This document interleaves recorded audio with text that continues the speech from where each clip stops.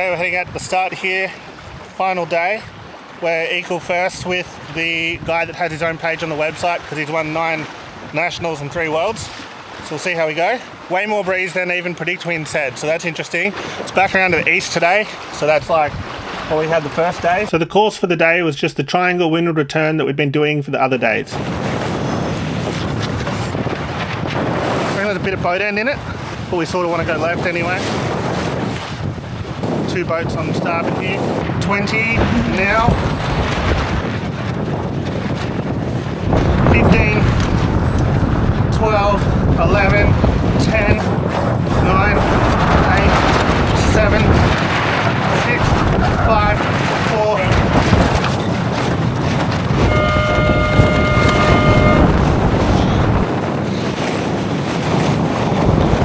Down, go hard.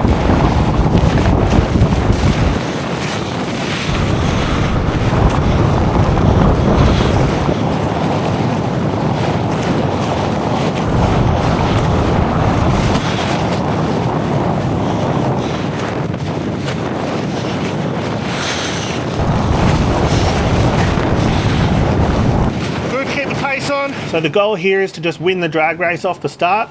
As you can see, there are 2 boats there down to leeward through our sails. We need to get our bow ahead of them and preferably take their wind before they start taking ours.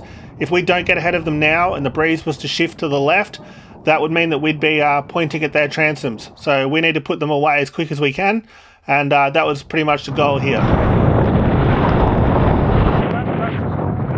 Yep, okay, let's go. Yep.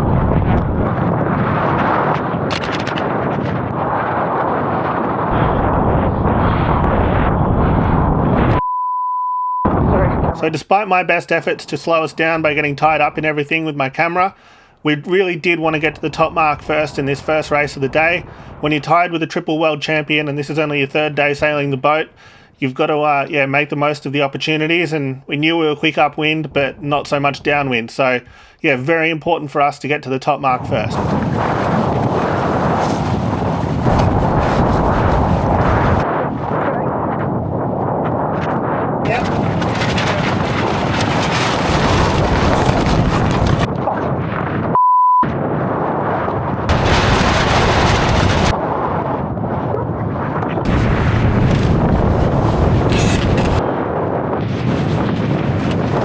Luckily, by the time we got to the top mark, we had established a small lead. We had the 1991 Mirror World Champion and the Triple FD World Champion right behind us, so we were going to have to try and have a good downwind. So around the top mark we went, and it was time to set the spinnaker and head off down the reach to the wing mark. Yep, down there.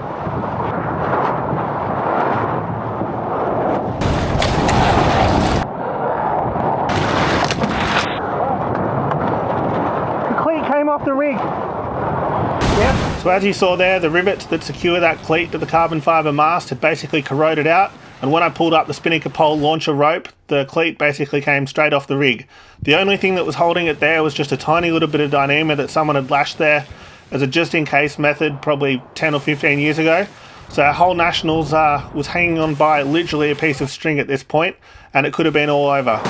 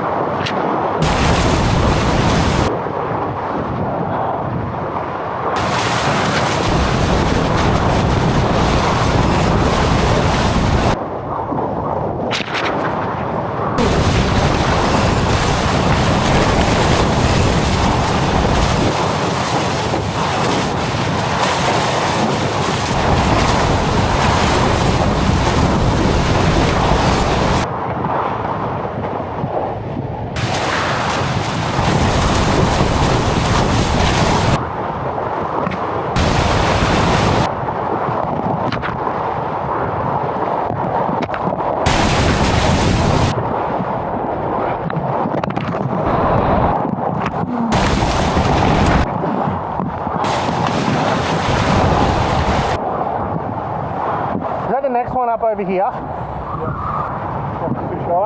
Yeah.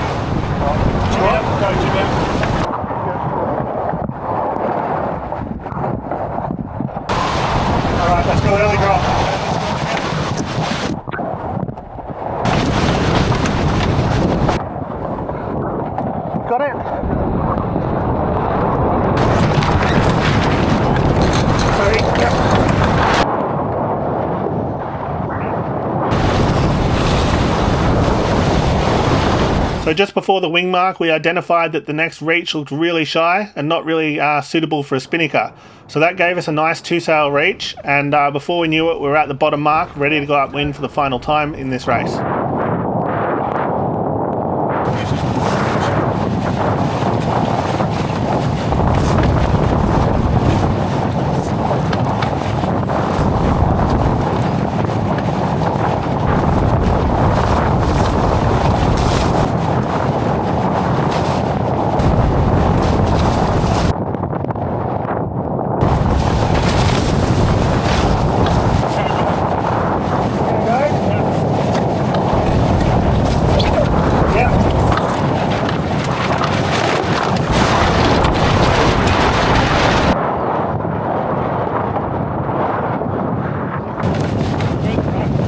Come back behind us.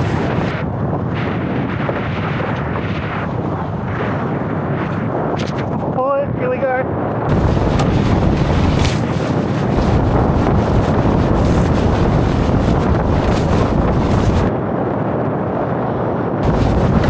Let's go. We're low. Yeah, let's go. Okay. Ready? Yep.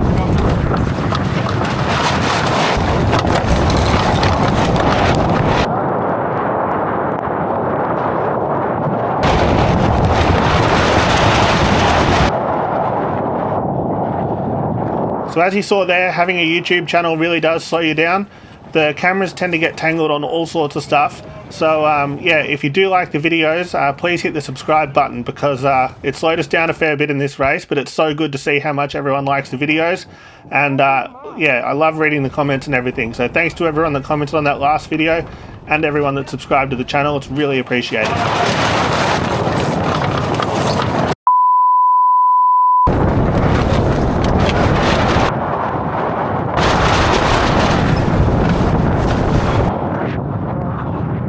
Sorry.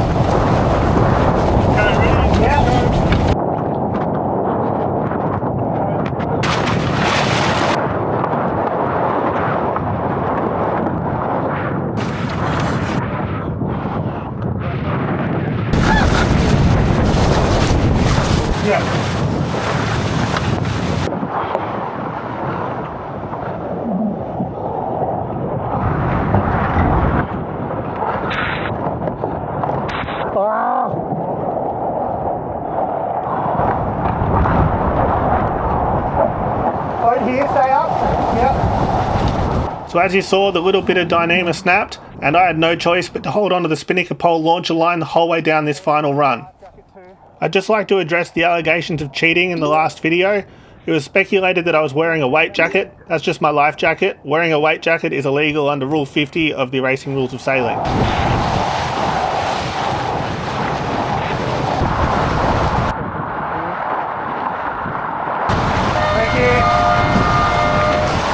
So with that race won, we only had a moment until the start of the next one, and that was spent frantically trying to tie that cleat back on with whatever little bits of rope we could find. We were 3 points clear of the triple world champion now, but if something bad happened, we could definitely still lose the regatta at this point. 17, 16, 14, 13, 12, 11. Let's go.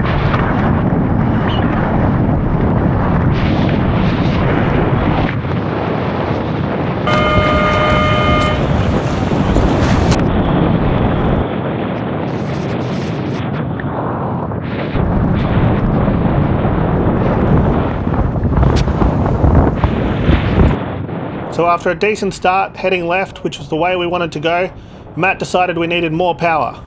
To do that, he pulled down the popper that pulls the jib sheet down towards the deck. That stops the leach of our jib being open like this boat and closes it more like that boat, essentially forcing more air through the slot between the main and the jib, and giving us even more grunt so we could go upwind in our kind of high and very powered up mode that we seem to favour. Wave.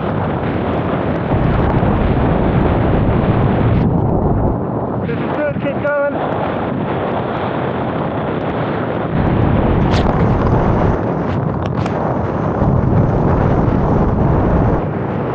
Good breeze here.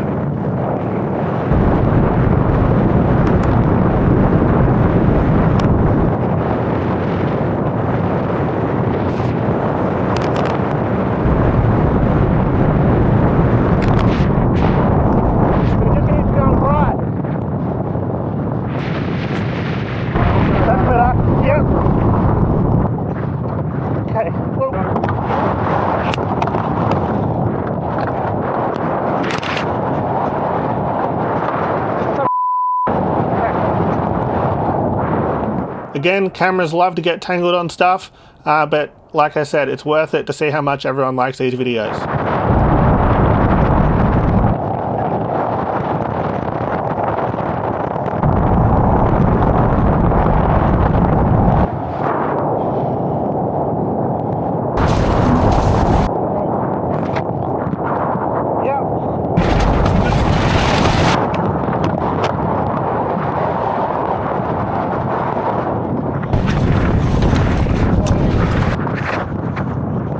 So by the time we reached the top mark, we'd established another small lead over the fleet. This time we just had to be super careful with our jury-rigged spinnaker pole launcher, and being ahead and not really needing to win the race, we just needed to place sort of half decently. We decided to take it really conservatively down these downwinds. So me sitting on the boat, not trapezing, keeping the load off everything. We can't afford a capsize, but there's no need to really push the boat in this situation. It's all just about risk management. So I'm sorry if it's a bit boring, because I just want to see us absolutely launch the thing downwind with me on the wire, but at this point in the series it wasn't the right thing to do. Yep, definitely.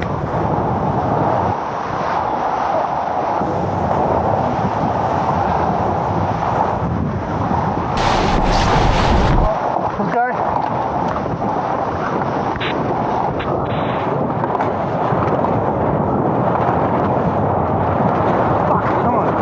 Okay, 3, 2, 1. Sorry, I forgot the jib. Okay. So again, a really conservative decision here. We thought we'll drop the spinnaker before the jibe. Normally this other reach was really shy, but this time they squared it up a bit. As you can see, the 1991 Mirror World Champion behind us is carrying his spinnaker on this leg, so we had to put ours back up. We just took our time. We weren't really too fussed if he got past us. We just needed to finish with a decent position.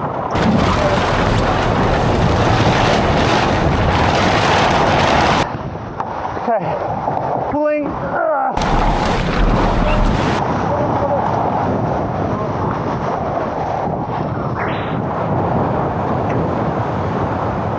So when this guy Raf that's coming past us at the moment won the Mirror World Championships, he crewed for Tom King, who went on to win the gold in the Sydney Olympics in the 470 class.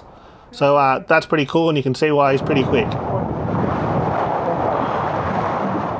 So after the regatta, that boat going past us actually got put up for sale.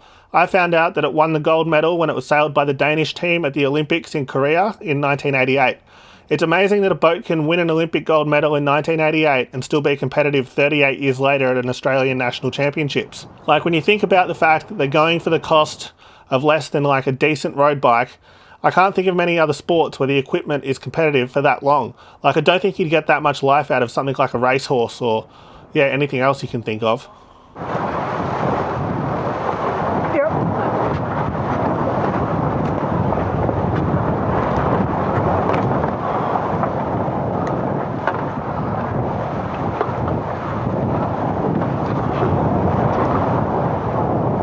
So being the inside boat here, we have to give them room to go around this mark. We can't just sort of come up and not let them through.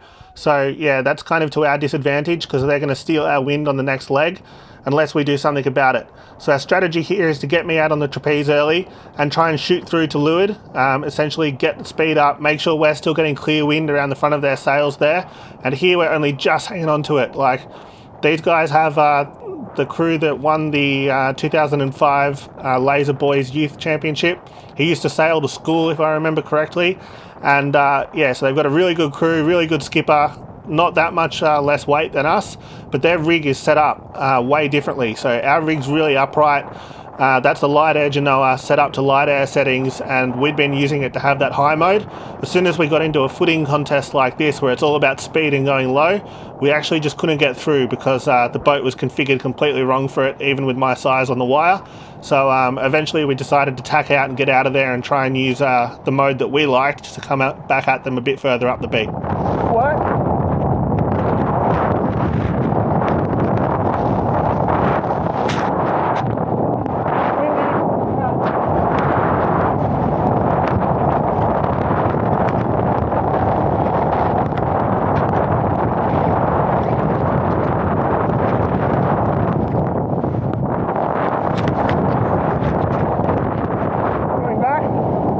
Ready? Yep.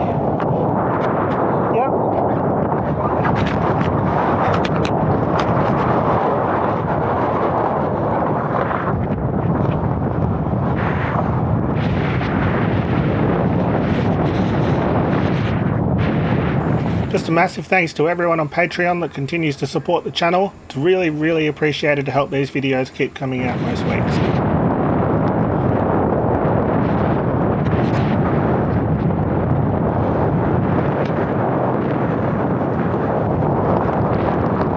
So by this point in the race, we had managed to claw our way ahead of the boat we went around the bottom mark with, and we were back in the lead, up at the top mark for the final time.